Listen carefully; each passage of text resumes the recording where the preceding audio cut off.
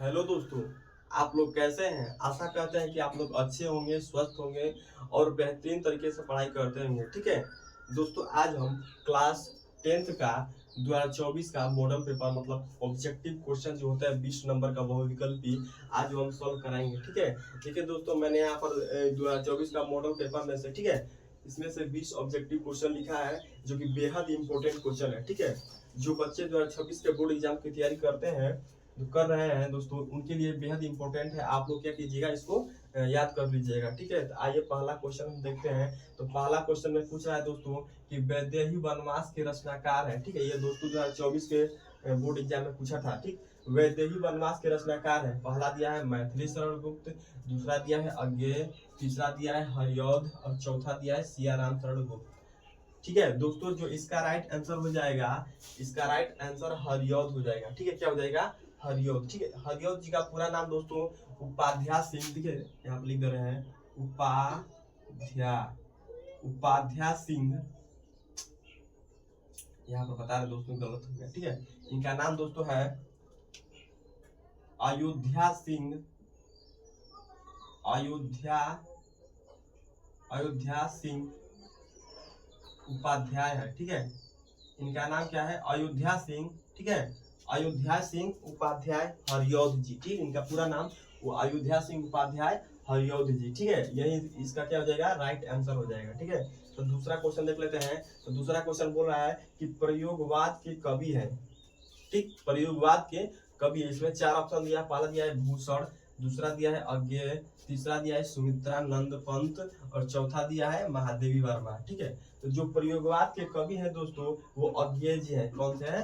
अज्ञेय जी है। ठीक, और तीसरा क्वेश्चन पूछा है दोस्तों कि भाव विलास के रचनाकार है।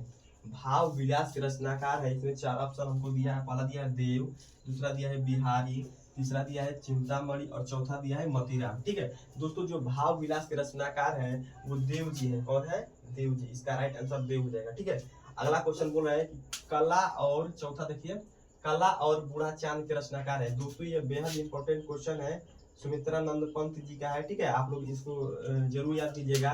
कला और बूढ़ा चांद के रचनाकार है। ठीक है, इसमें 4 ऑप्शन दिया है। पहला दिया जयशंकर प्रसाद, दूसरा दिया महादेवी वर्मा, तीसरा दिया है सुमित्रानंदन पंत और चौथा दिया है अज्ञेय। ठीक है दोस्तों, मैंने शुरू में ही बता दिया कि, ठीक है, इनका है सुमित्रानंदन पंत जी का है। इनका राइट आंसर क्या हो जाएगा? सुमित्रानंदन पंत। ठीक है, अगला क्वेश्चन, पांचवा क्वेश्चन देख रहे हैं कि छत्रसाल दशक किनकी रचना है।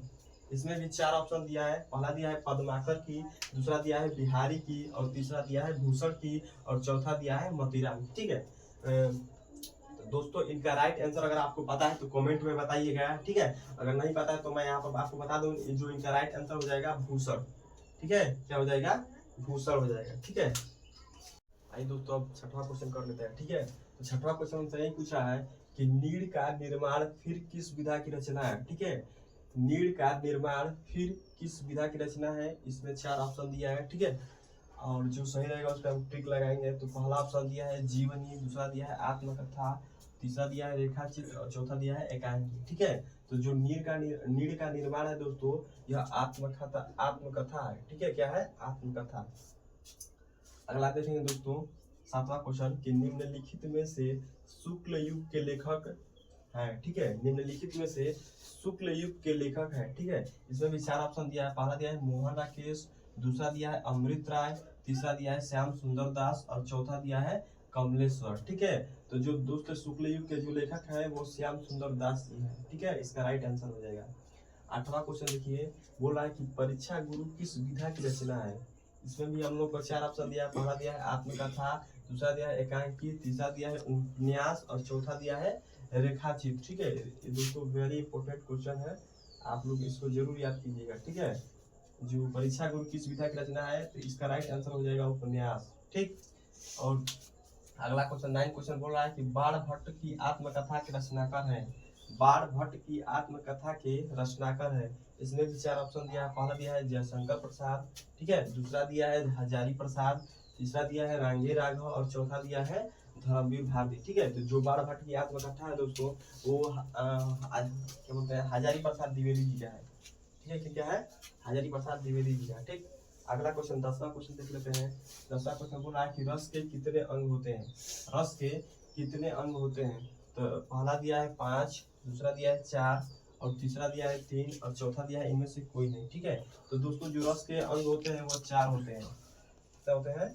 4 होते हैं। ठीक है, आइए दोस्तों 11वां क्वेश्चन कर लेते हैं। ठीक है, 11वां क्वेश्चन हमसे पूछ रहा है कि पायो जी मैंने राम रतन धन पायो पंक्ति में कौन सा अलंकार है? ठीक है, इसमें क्या दिया है? 4 ऑप्शन दिया है। पहला दिया है उपमा अलंकार है, दूसरा दिया है रूपक अलंकार है, तीसरा दिया है उत्प्रेक्षा अलंकार है और चौथा दिया है यमक अलंकार है। ठीक है, तो जो इसका राइट आंसर हो जाएगा दोस्तों, पायो जी मैंने राम रतन धन पायो में रूपक अलंकार है। ठीक है, कौन सा अलंकार है? रूपक अलंकार।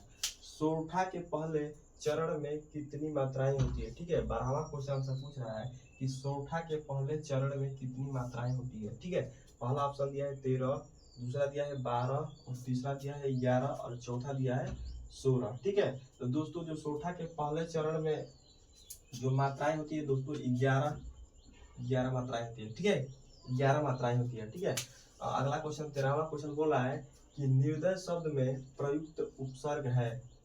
13वां क्वेश्चन बोला है कि निर्दय शब्द में प्रयुक्त उपसर्ग है। ठीक, इसमें भी 4 ऑप्शन दिया। पहला दिया है दय, दूसरा दिया है नी, तीसरा दिया है निर और चौथा दिया है निर। ठीक है, तो जो इसका राइट आंसर हो जाएगा दोस्तों, इसका राइट आंसर निर हो जाएगा। क्या हो जाएगा? निर हो जाएगा। ठीक है, अगला क्वेश्चन देखते हैं।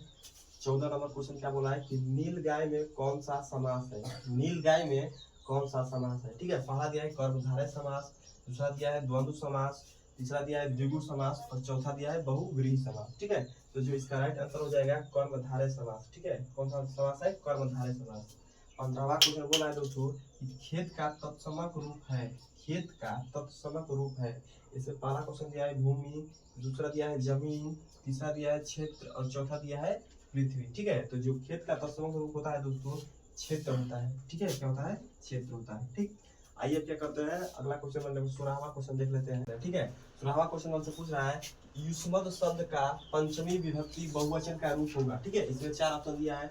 पहला दिया है युष्माकम, दूसरा दिया है युष्मासु, तीसरा दिया है युष्मत और चौथा दिया है त्वत। ठीक है, तो जो इसका राइट आंसर हो जाएगा त्वत हो जाएगा। ठीक है, क्या हो जाएगा? त्वत। यही हम लोग क्या हो जाएगा? विभक्ति पंचमी विभक्ति और बहुवचन रूप हो जाएगा। किसका? युष्मत का। ठीक है, 17वां क्वेश्चन बोला है कि भाववाच्य में किसकी प्रधानता होती है? भाववाच्य में किसकी प्रधानता होती है? इसमें 4 ऑप्शन हम लोग को दिया। पहला दिया है कर्ता की प्रधानता, दूसरा दिया है कर्म की प्रधानता, तीसरा दिया है क्रिया की प्रधानता और चौथा दिया है इनमें से कोई नहीं। ठीक है, तो दोस्तों जो भाववाच्य में जो प्रधानता होती है वो कर्ता की होती है। ठीक है, किसकी होती है? सॉरी दोस्तों, क्रिया की प्रधानता होती है। ठीक है, किसकी होती है? क्रिया की प्रधानता होती है। इसका राइट आंसर क्या हो जाएगा? क्रिया की प्रधानता। ठीक है, अगला क्वेश्चन देखते हैं। वाक्य के कितने तत्व होते हैं? ठीक है, वाक्य के कितने तत्व होते हैं? 18वां क्वेश्चन में पूछ रहा है कि वाक्य के कितने तत्व होते हैं। ठीक है दोस्तों, इसमें भी हमको 4 ऑप्शन दिया है। पहला दिया है 2, दूसरा दिया है 4 और तीसरा दिया है 3 और चौथा दिया है 8। ठीक है, तो दोस्तों जो वाक्य के जो भेद होते हैं दोस्तों वो 2 होते हैं। ठीक है, कितने होते हैं? 2 होते हैं। ठीक है, इसका राइट आंसर 2 हो जाएगा। ठीक है, 19वां क्वेश्चन देखिए दोस्तों क्या कर रहा है कि अधिकारी पद को अन्य किस नाम से जाना जाता है? ठीक है, अधिकारी पद को अन्य किस नाम से जाना जाता है? पहला दिया है अव्यय पद, दूसरा दिया है अव्यय पद और तीसरा दिया है व्यय पद। ठीक है, और चौथा दिया है इनमें से कोई नहीं। ठीक है, तो जो इसका राइट आंसर हो जाएगा दोस्तों अव्यय पद। ठीक है, इसका राइट आंसर क्या हो जाएगा? अव्यय पद। ठीक है, अगला क्वेश्चन देखते हैं कि गोदान किसकी रचना है? ठीक है, गोदान किसकी रचना है? तो इसका राइट आंसर क्या हो जाएगा दोस्तों? आप लोग कमेंट में जरूर बताइएगा। ठीक है, अगर नहीं पता है तो हम बता रहे हैं। पहला दिया है कि प्रेमचंद, दूसरा दिया है अज्ञय और तीसरा दिया है जयशंकर प्रसाद और चौथा दिया है राजेंद्र यादव। ठीक है, जो गोदान जो रचना है दोस्तों ये मुंशी प्रेमचंद जी का है। ठीक है, किनका है? मुंशी प्रेमचंद जी का। ठीक है, आशा करता है कि आप लोग को समझ में आया होगा दोस्तों। ये 2026 बोर्ड एग्जाम के लिए आप लोग जरूर तैयार कीजिएगा। ठीक है, तब तक के लिए धन्यवाद।